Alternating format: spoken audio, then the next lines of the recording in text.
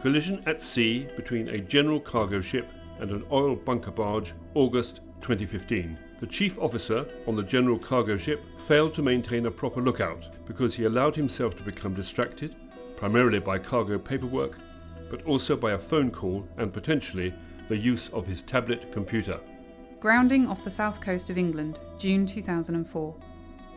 The mobile telephone was in use on the bridge for the majority of the time between the pilot disembarking and the vessel grounding.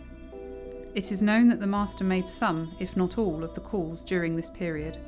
No one appears to have been concentrating on the safety of the vessel. Multiple collisions on the River Mississippi, January 2016. Probable cause, failure of the pilot on the Aris-T to take early and effective action, and the distraction of the captain on the Loretta G. Senac as a result of his cell phone use. $60 million worth of damage to vessels and shore structure. What the official findings of these three incidents tell us is a repeated and repeating story, even extending back to a time before mobile phones and other electronic distractions were so widespread. It's a story with a grim inevitability of the limits of human concentration meeting the inexorable events at sea, which can lead to serious consequences. At a minimum, they can be bad for your career or your reputation at sea. At worst, they can be fatal. But how can such situations develop even amongst experienced mariners?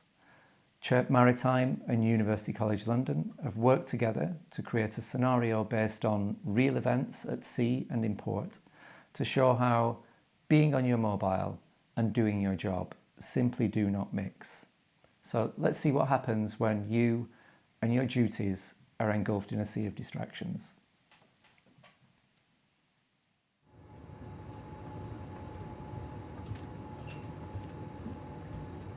We need to get closer inshore.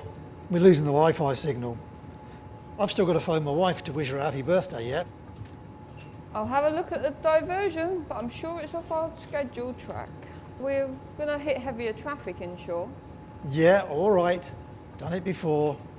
Just remember, this is the last chance we're going to get to phone home for several weeks.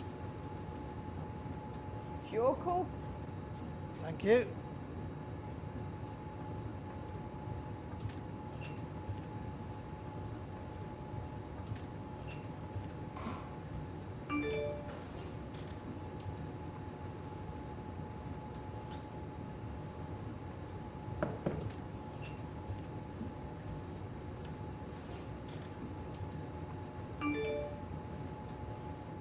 Bridge, engine room. Anyone up there? Yeah, go ahead. Hi Joe, engine room. Hey, keep this phone signal in as long as possible, can you? We're all trying to phone home for the last time in a couple of weeks. Yeah, I'm giving it a go. The vessel plan's a bit tight with shore. We can't be too long here. Yeah, understood. Oh, by the way, we're doing hot work in the engine room workshop. Isolate zone 13, can you? Yeah, zone 13, not a problem. Until further notice. Yeah, great, thanks. And don't let us down, we're all relying on you.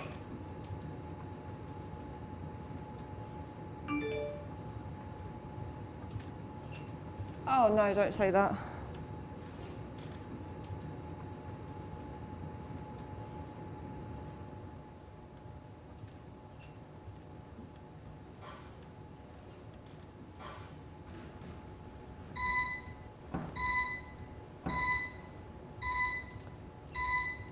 Bridge, engine room.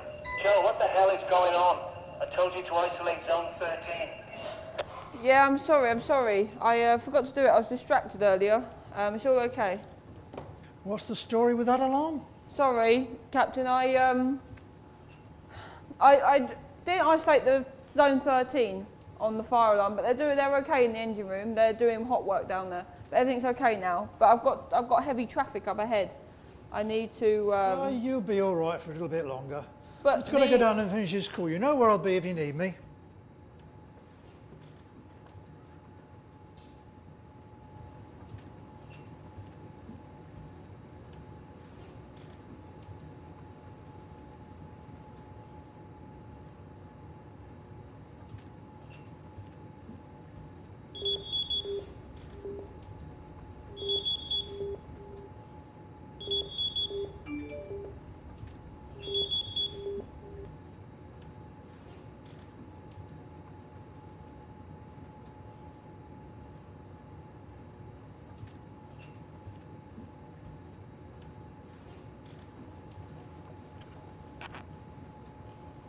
Captain, can you please come to the bridge, please? I told you, I'll be up shortly. I'm just finishing my call. What? Oh.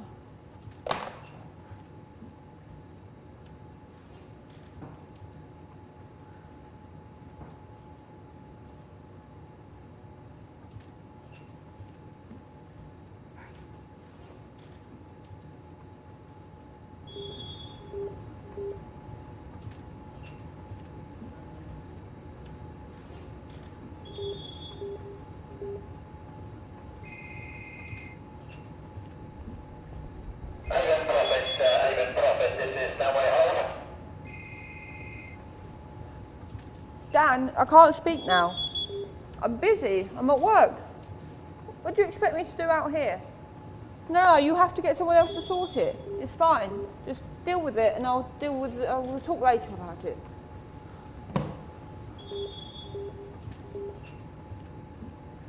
David Prophet, this is Stanway Hold, ship on your starboard side. What are your intentions, sir?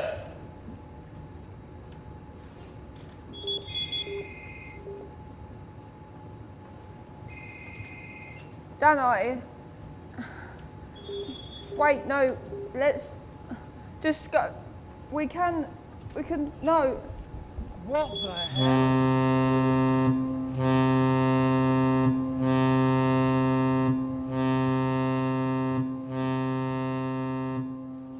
It's not hard for you, of course, looking at these scenarios to see what went badly wrong on the bridge that day. And the issues are not new. The MAIB and the MCA in the UK and the NTSB in the US have been highlighting these issues for quite some time. What we're going to do is look at the science behind these events and ask, how can a series of what might appear to be minor or familiar events add up to some very serious and damaging consequences?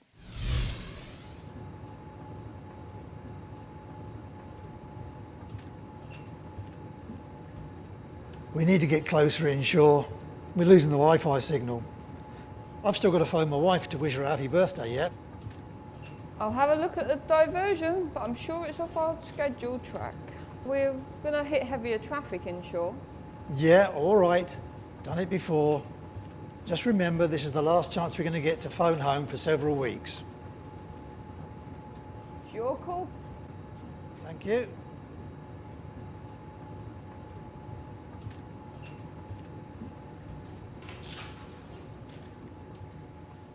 There's a lot going on here, and I'm sure you've seen things exactly like this before. And let's think about the science. What's going on? In the first place, the captain has deviated from the passage plan, and that raises some immediate problems about perception and decision making. The officer of the watch has now got to think what to do that's not on the passage plan. So her stress levels are raised, the number of things she's got to make decisions about has increased. Because you're going inshore off the passage plan, the number of events and the density of traffic is going to increase. And you've already at this point set up a perfect scenario for a disaster.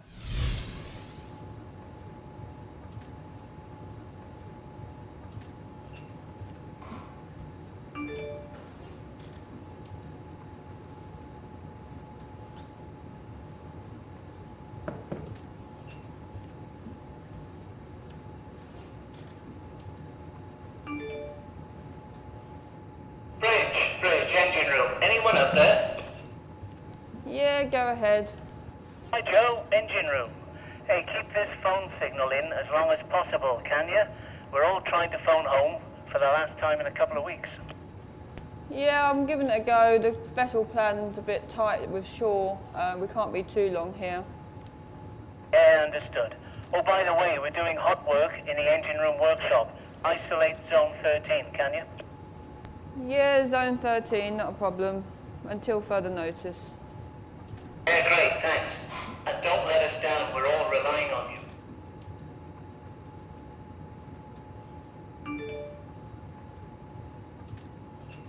Oh no, don't say that.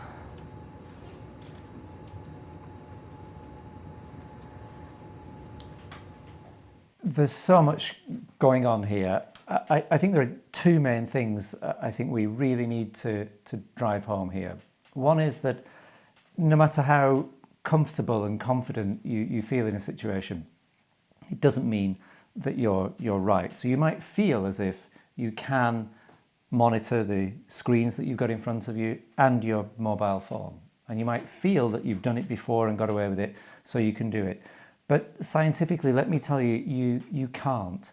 Every time we switch from one event to another, a phone to a screen to a tannoy, we call it a switching cost. You leave part of your brain behind. You can never be 100% on task when you're switching between one thing and another. And it doesn't matter how you feel, the science says that you're wrong.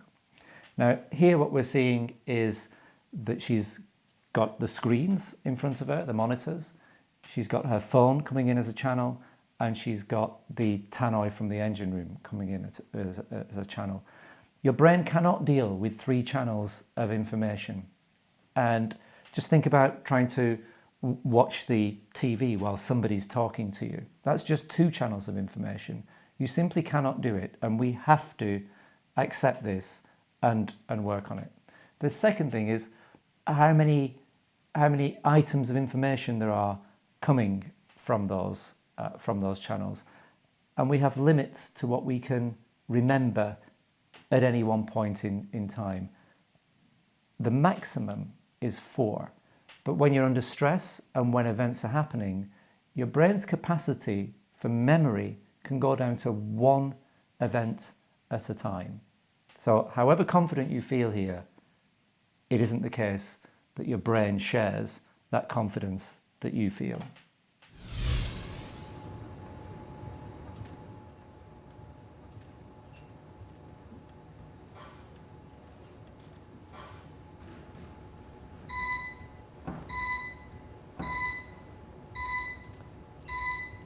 Bridge, engine room. Joe, what the hell is going on? I told you to isolate zone 13. Yeah, I'm sorry. I forgot to do it. I was distracted earlier. It's all okay. What's the story with that alarm? Sorry, Captain. I didn't isolate the zone 13 on the fire alarm, but they're okay in the engine room. They're doing hot work down there. But everything's okay now. But I've got heavy traffic up ahead. I need to. You'll be all right for a little bit longer. But Just got to go down and finish this call. You know where I'll be if you need me.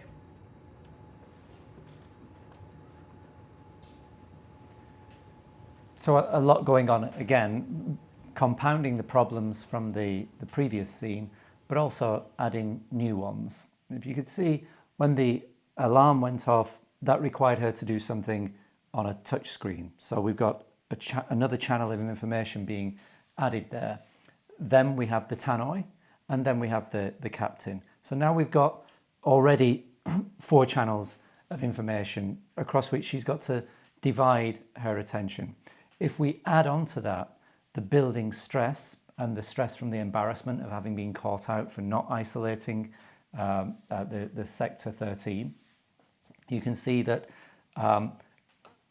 in addition to all these things, she's got to think about what to do next. And what we'll look at over the next 2 scenes and build towards are some golden rules of decision making and attention, which here are all being broken.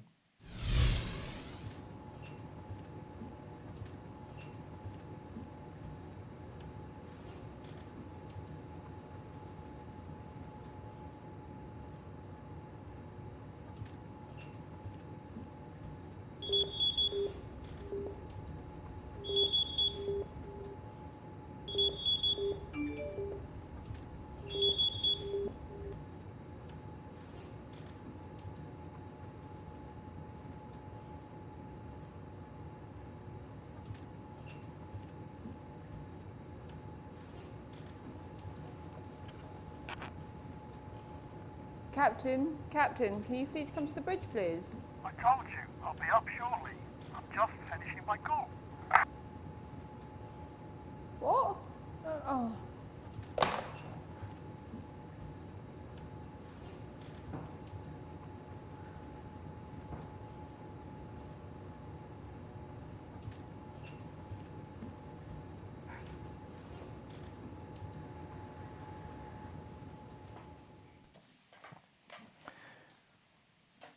you can see here some of the seemingly simple things which you might not think mattered in that scene. I'll choose just one, and it was the act of picking up the phone, looking at it and putting it down again. So she didn't do anything. You might think that doesn't matter. But remember the task switching cost. Whenever you switch from one thing to another, it's as if you leave a little bit of your brain behind. Clearly, it was a stressful thing that she saw on the phone as well that she really didn't need to deal with now. So that increases the stress.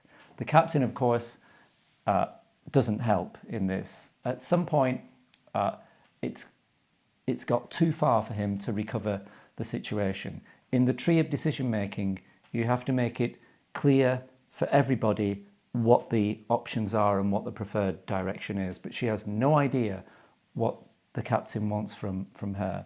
So we now have a perfect storm of divided attention between too many possible events, divided attention between too many channels of information, and in this scene we see added the external, the visual of the ship and the navigational alarm.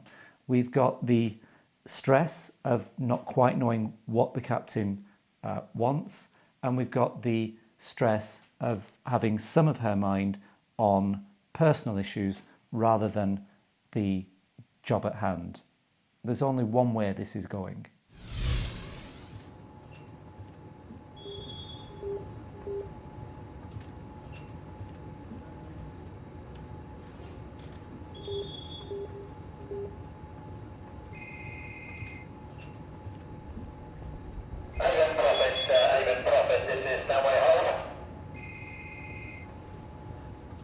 Dan, I can't speak now. I'm busy. I'm at work. What do you expect me to do out here? No, you have to get someone else to sort it. It's fine. Just deal with it, and I'll we'll talk later about it.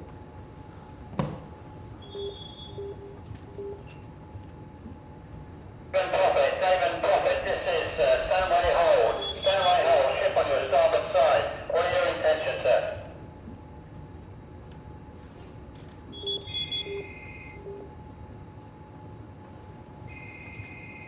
Dan, wait, no, let's just go. We can, no. What the hell?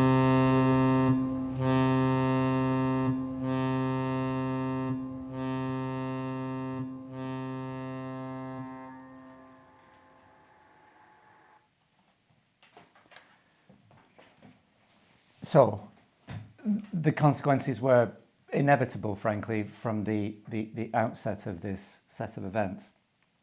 And at all points, what was building were the consequences of working beyond the human limits of perception and memory. Now, you can't avoid having to attend to your charts. You can't avoid responding to the radio. You can't avoid interacting with your crew members. But you can avoid adding that last element of overloading on your memory and perception system, which is having your mobile phone on there. And you might think that you wouldn't answer the phone at that critical time when she picked up there. But one of the features of stress and decision making and being beyond your memory capacity is that your decision making becomes worse and worse and worse. And it's very often the case that it's the simple things that we do or don't do that have the biggest consequences. So if we look at the captain's role in all this, I think we can take a golden rule from it, which is that if you have a plan, you reduce the stress in decision making and you improve the communication between the members of the crew. Even when you deviate from that plan for good reasons, having stuck to it for as long as possible will make things easier and give you clarity. The second golden rule is to remember that any stress will further reduce your capacity for memory and perception. Your attention will be divided even further and your decisions will be worse. And I think a third golden rule to remember is that if we bring channels of communication into this environment which are not informing us about the job at hand, then they are necessarily contributing to increasing the likelihood of accidents like this.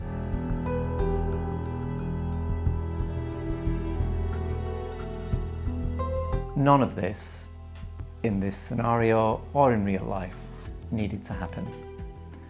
But if we can understand why, and we can, then we can understand how to prevent these things from happening. We can avoid catastrophes and even save lives.